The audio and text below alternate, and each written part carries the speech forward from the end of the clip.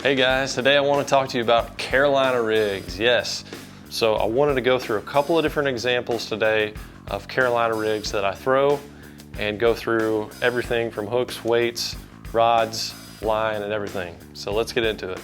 Okay guys, the nuts and bolts of Carolina rigging. Let's start with the weights.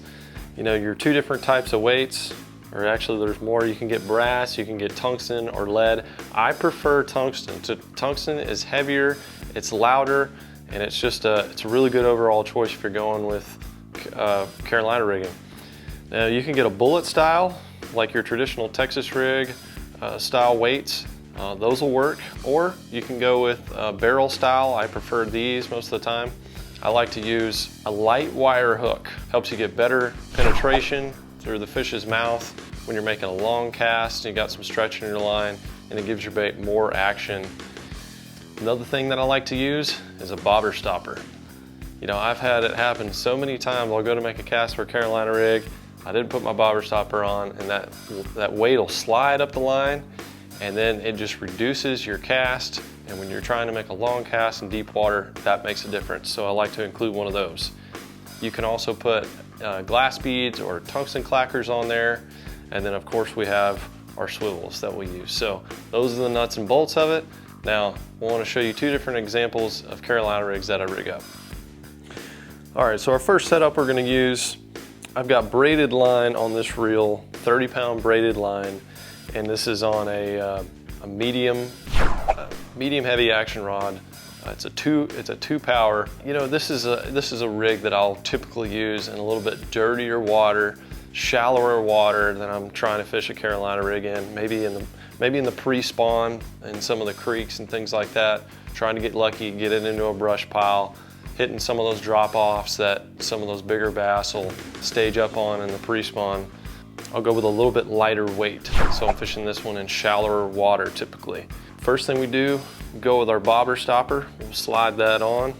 Hopefully you've used these before. These are great for flipping, pitching, overall Texas rig style. Slide that up the line a little bit. Then we will put our weight on, little tungsten barrel weight. Slide that on. And then I'm actually gonna put a little tungsten clacker on there as well. Then we gotta put our swivel on. And this is braid, so I'm gonna use a Palomar knot to put this on. Tie that up, snip it. And then we'll slide our bobber stopper down. And there we have a nice little start to our Carolina rig. Got a little sound in there. And now we are ready to put on our leader. Now when we get into leader material, if I'm fishing super, serious bass, maybe on Lake Fork, Lake Falcon, somewhere crazy like that, I'll go with 20-pound, maybe even 25-pound if it's super heavy cover. But in most situations, I'm throwing 15-pound fluorocarbon. All right, so we'll go ahead and put our leader on.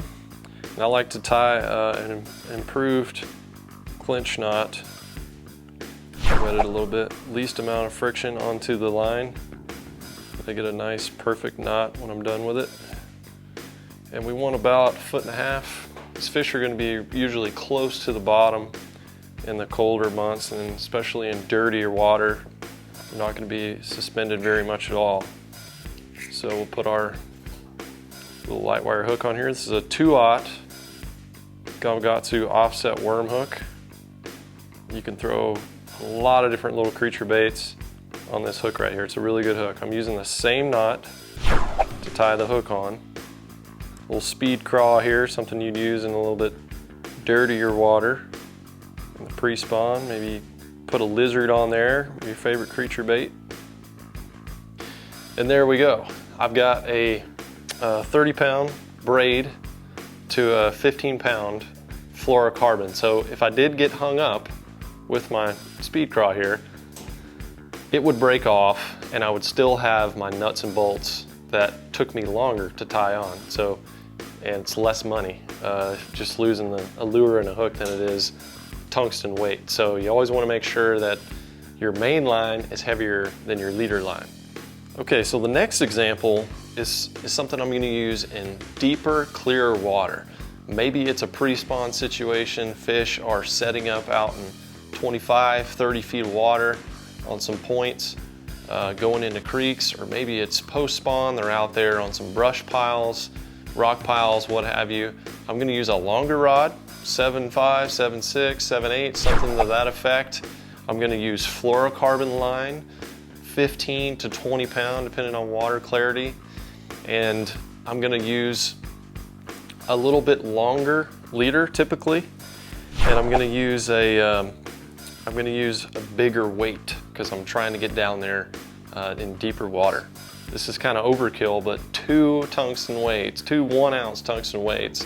And you can use 2 1/2 ounces, you can use 2 3/8 ounces, but when you put those 2 tungsten weights together, it's gonna have a knocking sound that's gonna attract fish. So every time you jerk the rod, drag the rod over, or drag this over some rocks, it's gonna have that little tink sound, maybe sound like crawfish or just anything to get that fish's attention in that deep water. First thing we're gonna do, again, put our bobber stopper on. This is especially gonna help now that we're chunking some big weights out there. And we're gonna put our first tungsten weight on with the nose facing towards the bobber stopper. And then we're gonna put our second one on facing the opposite direction. There we go. You can really hear that. It's a lot of noise. So then we take our swivel, put that on here. You could use a tungsten clacker in this situation, but what you can't do is use a glass bead. If you put a glass bead on there, it's probably gonna break with the tungsten weights. You can use lead and glass, but not tungsten and glass. Clip that up. Slide our bobber stopper down. Okay, we've got the nuts and bolts of our Carolina rig here. It's 15 pound fluorocarbon. A little bit longer this time. 2 improved clinch knots. This time I'm using a 3/0 offset worm hook. You can throw just about anything on these. These are great.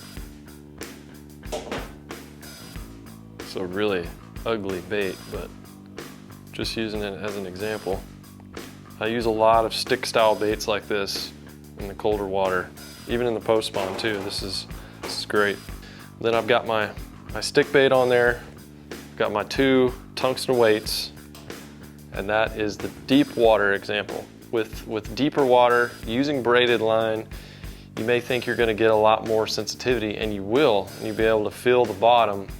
But me personally, from experience, I've seen in deeper, clear water, you're not gonna get as many bites using braid versus fluorocarbon. You've got a lot of it down there, and fish can see a long ways in that clear water. So definitely use fluorocarbon when you're fishing deeper, clear water on your Carolina rigs. And that is it, guys. I hope you learned something from my Carolina rigs that I typically throw, and I'll catch y'all later.